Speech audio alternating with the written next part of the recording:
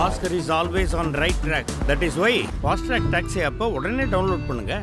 தமிழ்நாட்டின் உரிமையை எந்த காலத்திலும் விட்டுத்தர மாட்டோம் என்றும் ஆளுநருடன் தங்களுக்கு அதிகார போட்டி இல்லை என்றும் முதல்வர் மு க ஸ்டாலின் தெரிவித்துள்ளார். தமிழ்நாட்டில் உள்ள கல்லூரிகள் பல்கலைக்கழக நிர்வாகிகள் சார்பில் சென்னையில் உள்ள நேரு உள் விளையாட்டரங்கில் முதல்வர் மு க ஸ்டாலினுக்கு பாராட்டு விழா நடைபெற்றது.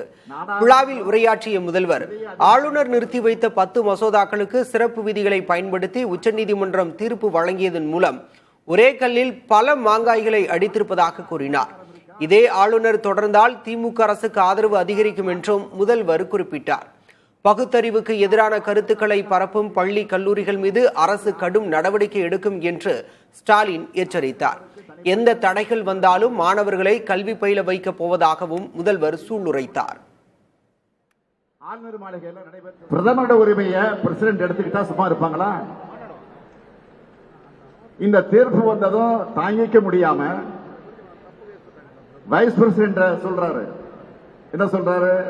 நாடாளுமன்றம் பெரிய அதிகாரங்கள் கொண்டதுன்னு சொல்றாரு. ஏங்க, நாங்களும் அதைத்தானே சொல்றோம். சட்டமன்றத்துக்கு ஆளுநர்களை விட அதிக அதிகாரம் இருக்கா? இதையெல்லாம் நாங்க சொல்றதால